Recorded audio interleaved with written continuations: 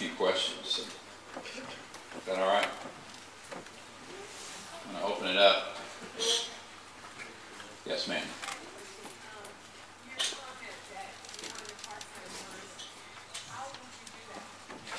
I would do it the same way we would get our balanced budget amendment.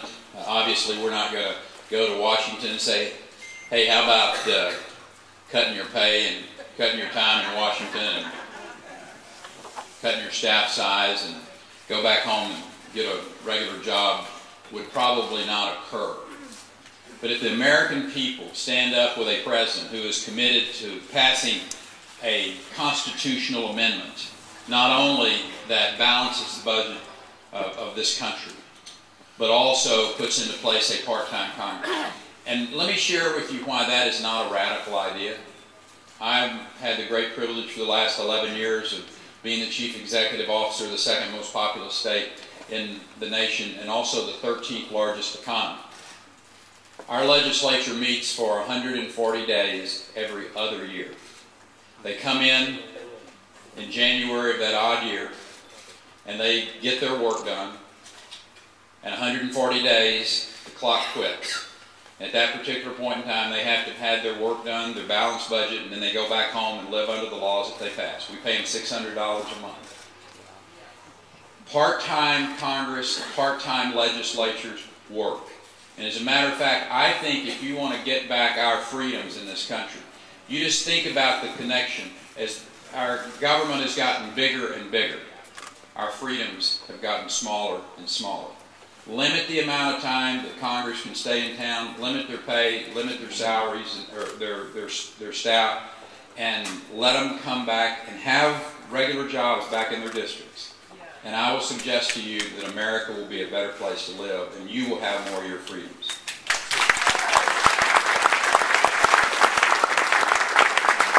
Yes, sir. I've been trying to contact you for the past 6 years. My granddaughter was taken from our custody. The Child Protective Services in Texas broke the federal Adoption and Safe Families Act law. They placed my granddaughter with her biological father in Euless, Texas. We think that he's beat her to death. I have repeatedly contacted your office, and I've got nothing but a door slammed in my face. The ultimate success or failure of a politician is one that can work with their staff, with state agencies, and with their legislature, and I just have a problem with the response that I've gotten in my search for my granddaughter. I'd like a response. Thank you. Great. What's your name? Jeffrey Smith. Jeffrey Smith? From Grimes, Iowa. From Grimes, Iowa? My missing granddaughter's name is Fiona James. Great. I'll get back to you if you'll meet when we get through here and give me a phone number so I can get the information back to you and find out, first off, why you didn't get an appropriate response out of my office, for one thing. But secondly, the details of what's happened we'll get to you as well. Thank you. Yes, sir. Yes, sir.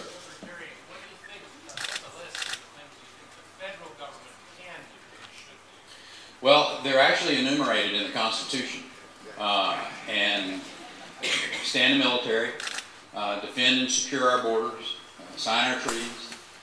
There's a very clear and limited and enumerated list of duties that the federal government is supposed to be engaged with. Obviously, that has been expanded over the course of the years with not only constitutional amendments, but also by direct involvement by Congress and by administration. So we do substantially more than what constitutionally we should do, and frankly, I think what most Americans, the idea that your dollars flow from Iowa to Washington, D.C. to fund the Department of Education, and then that money is redistributed back to the states with the federal government picking winners and losers.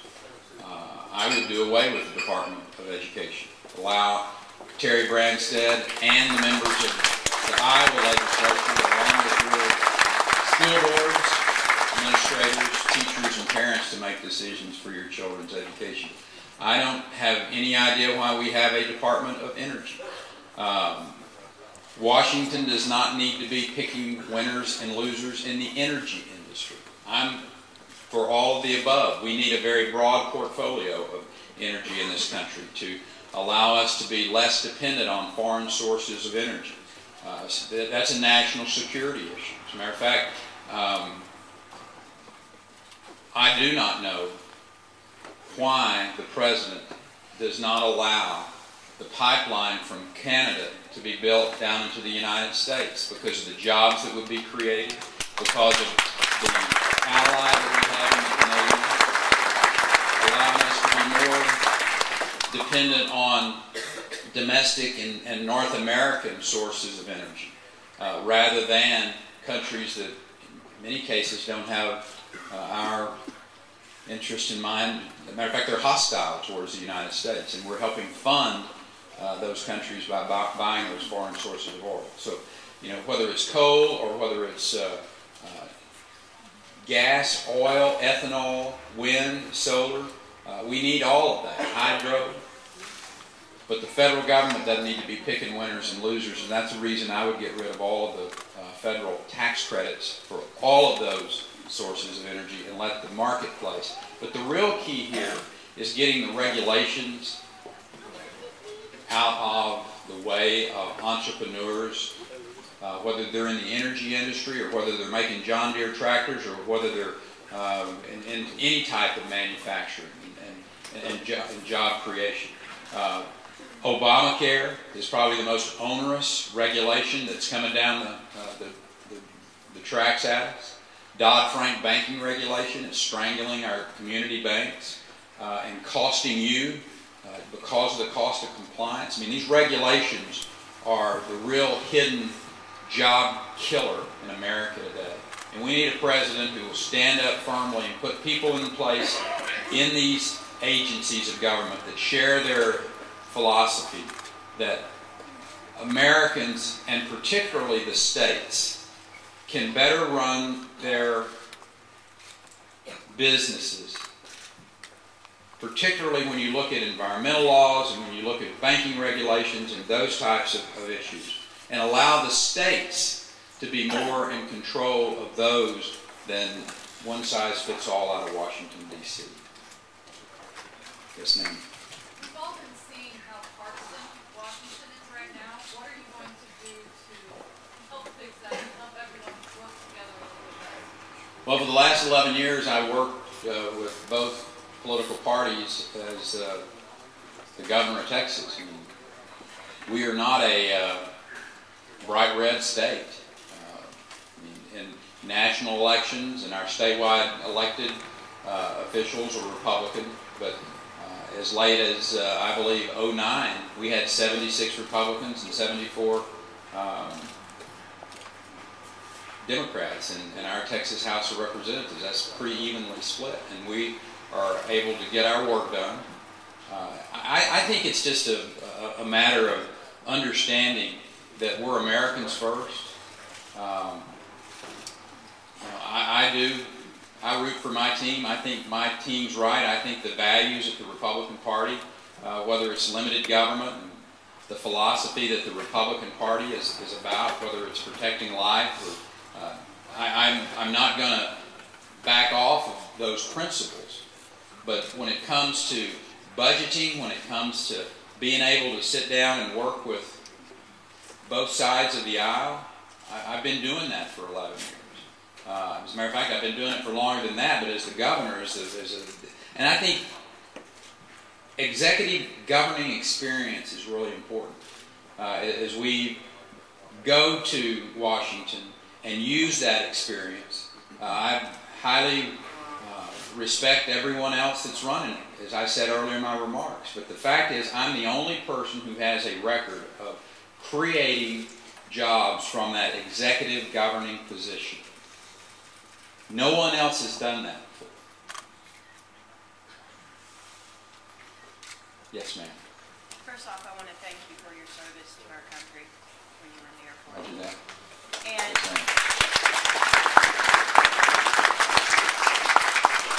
I just think you need to clarify for the people that are confused about your stance on immigration. I think people are hung up on these in-state tuition. I don't think they understand Sure, be happy to do it. Here's all of the governors, particularly border governors, inherited, whether they've been there for 11 years as I have, or whether they just went into office in '09 as Susana Martinez in New Mexico.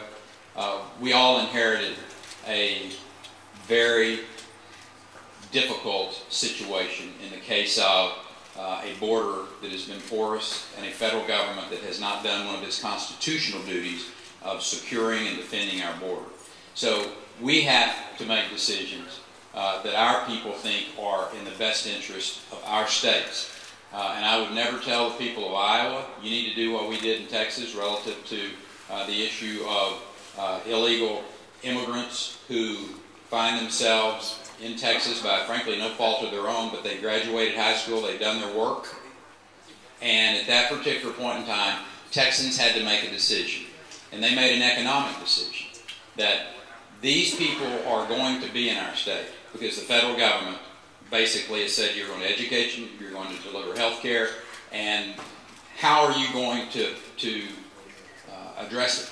And in Texas, they said what's in the best long-term interest of this state is for those young people to get in line to get their United States citizenship and for them to pay full in-state tuition at a community college or university, because the choice was basically this. You're either going to create tax wasters, and what I mean by tax wasters is you're going to have a class of individuals who, because they could not become part of a skilled workforce, you're going to end up paying for probably in a more expensive way, or we're going to allow them to pay the full in-state tuition.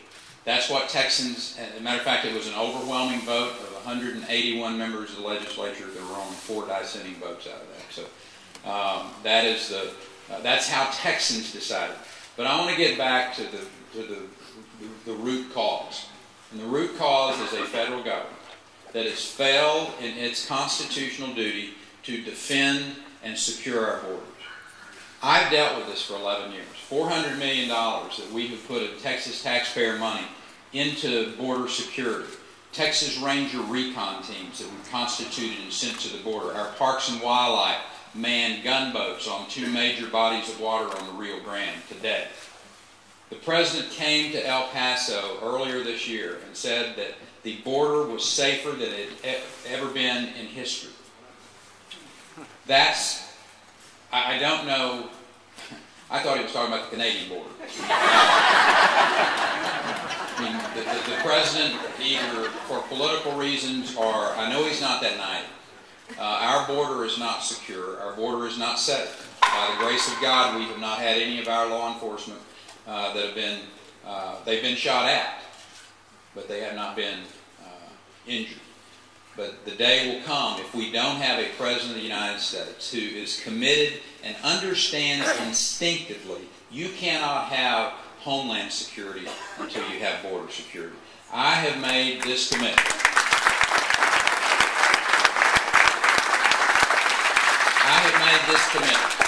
That within a year of my taking my hand off of the Bible in January of 2013, we will shut down and secure the border with Mexico. We will put the boots on the ground, the aviation assets in place. That border will be safe and will be secure. Are we done? We're going to do one more question. Yes, ma'am. Anybody that jumps up has got to get the last question. That's awesome. I'm wondering, you know, we import all this oil and stuff, and we got Alaska, right? That's our state.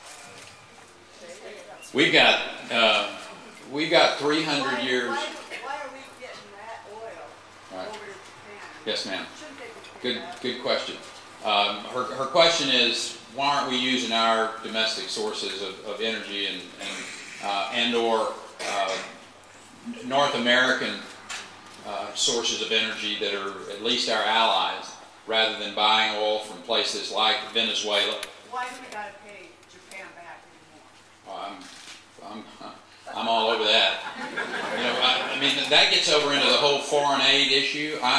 My question is, while America's got $15 trillion worth of debt, why are we sending the billions of dollars in foreign aid that we're sending to these countries? In a lot of places like Pakistan, I've yet to figure out what is, whether they're our friends or not.